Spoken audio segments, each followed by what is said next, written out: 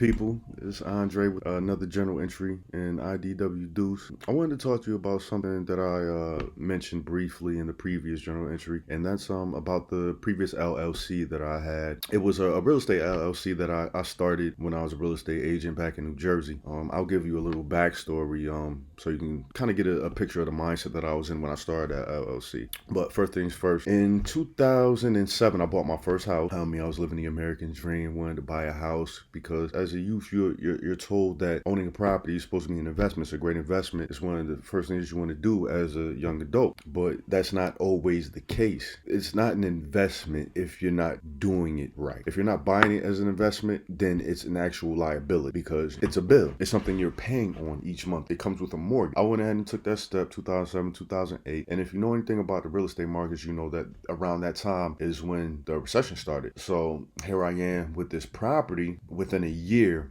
it's worth 40% of what I bought it for. So essentially I was underwater. Being underwater means that you owe more than what the property is worth. That's not a position you want to be in. It kind of gave me a gut punch. I didn't understand what was going on. I didn't understand the market. It kind of pissed me off, and I can't blame anybody but myself because I didn't educate myself enough to understand the market that I was buying into. That's one thing I will tell you. Any investment that you try to go into, you want to understand it fully. You don't want to go into it guessing and just thinking that you're doing the right thing. You want to make sure that you know. And I didn't know. That's one of those L's that I had to take. As a result, it ended up being a great lesson for me because it drove me to do something different because I never wanted to be put in that position again. So I decided to educate myself. I figured the best way to do it is to learn about real estate. As I mentioned in the previous journal entry, I am a U.S. veteran. I'm in the United States Air Force. So I have the GI Bill. And what I did was I used it, go to a local college. I was offering real estate courses, and I took the real estate course. I didn't go in it with the intention of becoming a real estate agent. I mean, that's not one of my life goals. It really wasn't. I really wanted to be an investor, and I really wanted to learn about real estate. And I figured I have the GI Bill. It's free, and in all actuality, it paid me to take the course. So I was earning money while I was learning. So it was one of those win-win situations that I just couldn't pass up. I went ahead and got my real estate license. I linked up with a broker who allowed me to hang my license there. So I started selling real estate. Around that time, I was continually learning. I do a lot of audio books, YouTube, reading books, just educating myself on different things because like I said, I didn't want to feel like that again. I didn't want to feel like I was taken advantage of and I went into something ignorantly. And that's not something you really want to, not a position you want to put yourself into. That's where I ended up and that's what I ended up doing. And like I said, it ended up being a great life lesson for me and I ended up learning. And I actually developed a great passion for real estate. Along that journey while I was learning, after I got my license, I linked up with a real estate investment association, REIA, where I was at. Like I said, this was back when I was in New Jersey. I was a licensed real estate agent in New Jersey. I linked up with REIA in that area. Now, a REIA is pretty much just a number of investors and business people that get together, however often, probably once or twice a month, and have meetings talking about local real estate markets and things like that, strategies and stuff like that. It's a real great place to get with like-minded people who have goals, who are trying to do something. You want to get with people that have been doing it. Like I was new, so I was learning. I got around a lot of people and there were a lot of things like I had no idea. Like I remember, for instance, I went to one meeting. I was talking to this gentleman. They were talking about wholesaling and they were using acronyms like ROI. And I'm sitting up like, what the hell is that? I mean, it's return on investment. I know that now, but I didn't know that then. Like me being in the military, I'm like Mr. Acronym. I know millions of acronyms literally at that moment. It was kind of humbling for somebody to hit me with that. I was like, okay, I didn't know what that was. But like I said, it was one of those things where I was just looking to learn, and I did. During that time, I actually linked up with a real estate investment group that specialized in tax liens, and I became one of their local agents. Now, a tax lien, if you're not familiar with it, it's essentially something like, say, a mortgage. Your local county, wherever your property is located, the county or the township will impose taxes on your property. Those are your property taxes that you have to pay yearly, quarterly, whatever. If you fail to pay those taxes, then they can foreclose your property just like a bank could if you defaulted on the loan, your mortgage. So you can own a property free and clear, meaning you have no mortgage, but you're still responsible for the taxes on that property. So with that tax lien, if you owe taxes, the county or township will impose that lien on your property and and you can't do anything with that property until that money is satisfied, till those taxes are satisfied. What this organization did was they would go up to local townships and they would have auctions and they buy up tax lien, and with the hopes that, okay, if they don't pay this tax money, then I get the property. Now, tax liens are a good investment strategy, because regardless of any position on that property, the tax lien is always going to take precedent. It's always going to be the first lien on the property, even over the mortgage. That's just what it is. It's the local government. They have rights to that property because it's in their municipality. You will have situations where an investor will buy a tax lien and there will still be a mortgage on the property. Well, if both default, who's going to get the property? 9 times out of 10 is going to be the person with the tax lien. Now, the mortgage company might try to buy that tax lien from that investor, that person that bought that tax lien, but they don't necessarily have to sell. They'll have to figure something out. I don't really want to go too deep into tax liens, but I just wanted to give you a general idea of what a tax lien was, what this company was doing. And like I said, I linked up with them and I became their primary agent for that area. And what they would do is they'd take possession of the property. They'd either sell it as is, where it is, or they'd fix it up a little bit and pretty much flip the property. And once they did whatever they were going to do with the property as far as fixing it up or not, they'd allow me to list it on the MLS and I go ahead and sell it. And we did business for a while, I want to say for a couple years. During that time, that's when I decided to start my LLC. Now, looking back, I really did not have an idea of what I was really doing. And like the old saying goes, if you fail to plan, you plan to fail. Like, I really had no idea what I was going to do with that LLC. I just knew that I'd rather have the LLC than not, because I'd rather have it and not need it than need it and not have it. A LLC is pretty much for liability protection. But in that circumstance, I wasn't taking possession of the property. I didn't own anything. I had aspirations of owning property, but other than the house I was underwater on. But I'm talking about as far as investments. But at that time, I didn't have it, so I really didn't need that LLC. I started it because I thought that's what I needed to do, because that's what everybody says you need to do if you're going to be doing business in real estate. But in that circumstance, I really didn't need it. So I was doing pretty much all the wrong things. I was doing them for the right reasons because I thought that's what a smart businessman would do, but I didn't do the other things that a smart businessman would do, which is doing your research, planning, having an idea of what you're going to do with that business. Without that, then what are you really doing that for? Like, you're spending money for absolutely no reason. And that's pretty much what I did. I had the LLC. I got a business credit card. I started racking up all types of credit card debt, buying all types of dumb stuff that I really didn't need. I was putting like all business related expenses on my card, for whether it be for being an agent or being an investor, which I really wasn't, because I wasn't making any passive income. Anything that I was doing, I was making money being a real estate agent. And like I said, I didn't need the LLC for that. But lo and behold, I had the LLC. I had this business credit card. I started developing bad habits as far as spending money. Like, I had a real bad sneaker addiction. I was going out every weekend. I mean, I remember around this time I was pretty young and I was just doing the most for no reason whatsoever and not really having a plan. So that's ultimately what led to the downfall of that LLC, because I'm living life. I had gotten married, had a child, and like I said, life will kick you in the ass, and some things you really have to, I really had to sit back and reevaluate. Like, okay, money started getting tight. Not so much that it got tight because I made it tight, because I was racking up credit card debt, and you got to pay these bills. Like, you can spend all this money, you can spend all this credit card money, but eventually you got to pay the credit card off. And it's one of those things, like, you live and you learn. Like, fortunately for me, I made good money at the job I was at. I was a real estate agent. I was a government civilian. Also, I was still in the military. I'm in the Air Force Reserve. And the thing that bailed me out a lot of times is I would just go on a deployment. To me, that was nothing. A lot of people have this misconception, like, when you go on deployment, it's always like somewhere like the desert, like you're going to Kuwait, you're going to Iraq, you're going to Afghanistan, something like that. But deployment is just somewhere. It's pretty much like if you have a job and they send you to another state to work with another office. That's kind of like a deployment or a temporary duty assignment. I mean, with the military, it's the same situation, and they pay you to travel and go to these sites. I've gone to some amazing places throughout my life. I'm not going to go deep into it right now. Maybe in another journal entry, I'll tell you about my life in the military. But right now, I'm just telling you, this is one of the vehicles that I use to like fund my habit. I go on a deployment, get some money, I'll pay off my car, I pay off the credit cards, like all my debt I'll just get rid of, except for the house that's underwater. But anyway, I say all that to say I had to really take a step back and reevaluate some things.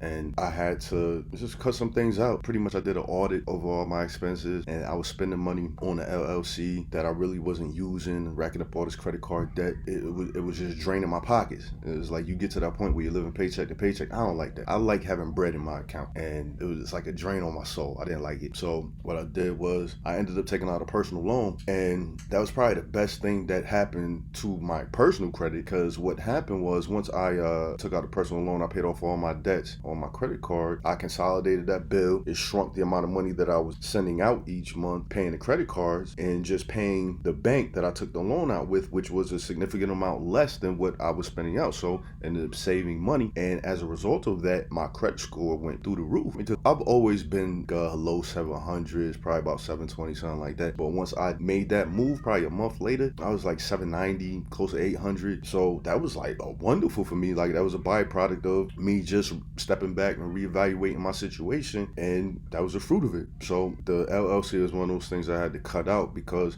when you have an LLC, you have to pay taxes each year. You have to pay filing fees. You have a registered agent who sends the documents to the state on your behalf, and that's money out of my pockets. And I was like, oh, I'm not really using it like that, so why am I spending this money? That's why I just decided to end the first LLC. Now, what got me back into getting an LLC was a situation changed. I'd gotten an opportunity for a military assignment down in Maryland. I had been looking for a way to get out of Jersey for some time. I had been in Jersey since I want to say 99. It was just too long. My wife, she's born and raised in Jersey, and it was kind of hard convincing her to leave. But at that time, we were ready for something different, for a fresh start, and this provided the opportunity for us to make that move. So we decided to make that move, came down here, took that leap of faith. While I'm down here, I'm still deep into learning about real estate. I'm still reading, I'm still listening to my audiobooks, reading my book. I'm still watching YouTube videos and all that. I'm just not taking any action. For one, because I'm in a new area. I really don't know it like that. I'm not a real estate agent, so I don't have that to fall back on. I'm still a referral agent in Jersey. I'll go into detail later if you want, but right now I'm just strictly an IT specialist in the Air Force working in Maryland. So what happened was, I have a good friend of mine, Sean Hudson. We've been tight for some years, and he actually started getting into real estate, and it kind of piqued my interest because he was going like a different lane than I was. He ultimately became an agent and is doing quite well. He's down Atlanta area. Shout out to you, homie. He linked me up with Tommy Holt. I credit him to helping me get my first wholesale deal. He has this program called E2E, Employee to Entrepreneur. I bought into the program. We had weekly Zooms where we would discuss strategies, just going over not just real estate, but just business and in general. A lot of people get this mindset, okay, I'm gonna go in this lane, I'm gonna stay in this lane, and I'm not gonna go anywhere else. I'm gonna stick to, say, real estate. And not everybody might be good at real estate. I was an agent. I thought it was cool. I mean, I was getting money, but like I said at the beginning, that's not ultimately what I wanted to do. So it made sense for me to start looking at things in a different perspective. Like, okay, I can use real estate as a vehicle for me to get some money that will fund maybe another business. And I talked about in the last journal entry how I wanted to do vending machines, Airbnbs, and things like that. So you can use one business to fund another business that will fund other businesses and other passions of yours. And you just really have to be open-minded and use your brain and look at things from different perspectives, different angles, and be constantly reevaluating yourself. So like I said, got up with Tommy Holt. He was a great mentor, helped me realize a lot of things about myself and just looking at things from different perspectives, and really dug deep into the business of wholesaling, because that was primarily what the program was about. He got very detailed into it, and I started implementing some of those strategies, like driving for dollars, cold calling, looking up on public records, and just doing things like that. And in the midst of me doing that, I was using an app called Deal Machine. Deal Machine, in a nutshell, is an app that you can use to take a picture while you're driving for dollars. Take a picture of the property, and what they'll do is they'll put that picture on a postcard, or they have templates that you can use, and it'll auto-populate everything. It'll put up the owner of record of that property, and it'll send the postcard to that owner. And it just so happened, one of those pictures that I took, those postcards that I sent out, it got hold of a owner who wanted to sell a property. It was a disabled vet, a gentleman, real good guy. He was actually the picture of the property that I took. he was living there. That was his home of record. But like I said, he was a disabled vet. He was staying at the VA hospital. So that's the reason why the house appeared vacant. But he contacted me. He said he had a property down in Accokeek, Maryland. I had never heard of it. I believe it's in PG County. And he said he was interested in selling it. I was like, okay, cool. He gave me the details. Shot down there, linked up with one of his associates, took pictures of the property, video, got all the details, worked out a contract between me and him, and boom, we was in business. It was my first contract. Now, this wasn't particularly a wholesale because there wasn't enough meat on the bones for it to be a wholesale deal. There wasn't enough equity in it for it to meet that criteria, but there was plenty of money to be made on the property. So I decided in doing, after brainstorming with Tommy, looking at different strategies, thinking maybe subject to, what I ended up landing on was doing a hotel deal. Now, hotel, it's not a wholesale and it's not a retail. It's kind of a mixture of the two. There's not enough money to be made for a wholesale, like I said, but you can fix up the property to a point where you might get a retail buyer interested in the property and they can just remodel it the way they want to. The property still under market, is just not, it's priced to sell quickly. So I linked up with a local realtor in that area, and shout out to Mecca, and she put the property on the MLS for me. We worked out an agreement where I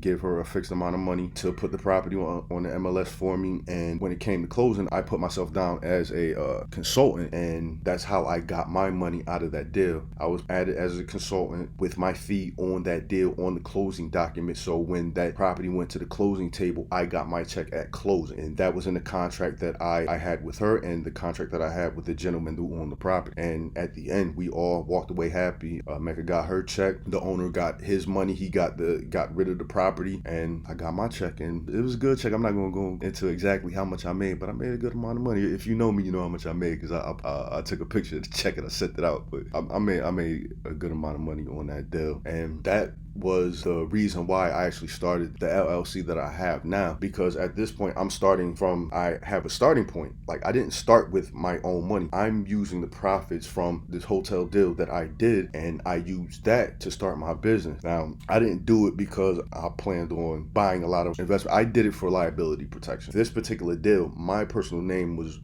on that closing document. My personal name was on that check, and I didn't want to do that because I had to file that under my social security number when I filed my taxes. So I'd rather do it under my business name so that I have some type of protection. So if something happened with that deal or something happened with the next deal, I don't have anything to worry about because I didn't do it under my personal name. I'm not putting my personal assets at risk. So that is the reason why I started this one. I didn't go out and get a business card, and my sneaker habit is long gone. I haven't put a pair of sneakers in a while, so I'm doing good. I'm doing a lot better. But I say all that to say I had to learn a hard lesson and understand that you have to do things the right way. You have to have a plan. My plan was liability protection. That's the exact reason why I started the LLC. And now I'm not paying the taxes or the registered agent out of my own pocket. I'm using the money that I already made on that property to pay those things. And unfortunately, COVID hit, so my business had to take a step back for a minute. But now I'm free to go ahead and keep using Deal Machine, taking pictures of distressed properties, and hopefully I'll get another deal. That's why I have this LLC now. Like, I actually have a plan. I kind of know what I'm doing now. I mean, am I doing things 100% the way I probably should? I don't know, but you know what? I'm still taking that leap of faith. I'm still moving forward. I'm still doing things to progress. I want to grow, and you can only do that by doing. Like, I don't want to just sit back and, what do they say? They say paralysis by overanalysis. I don't want to overthink myself to death. I'd rather be a man of action and learn from those things. Fortunately, I'm not going to be learning these lessons and put myself in bad situation, because I already put myself in a bad situation. I'm not going to do that again. So I've learned that lesson already. So I say all that and hope that you can take something from what I just spoke about and apply it in your life. If you have aspirations to start a business, make sure you know what you're doing. Make sure you have a plan. Make sure you have everything written down and you educate yourself on what you want to do, because like I said, if you fail to plan, you plan to fail. And that's all for this installment. If you like the content, please give a brother a like, hit the subscribe button, holla at me on IG. If you got something to say to me, just go ahead and say it. I mean, I welcome all criticism, all comments, man. I appreciate you, and I appreciate you for walking this journey with me, man. Peace. Deuces.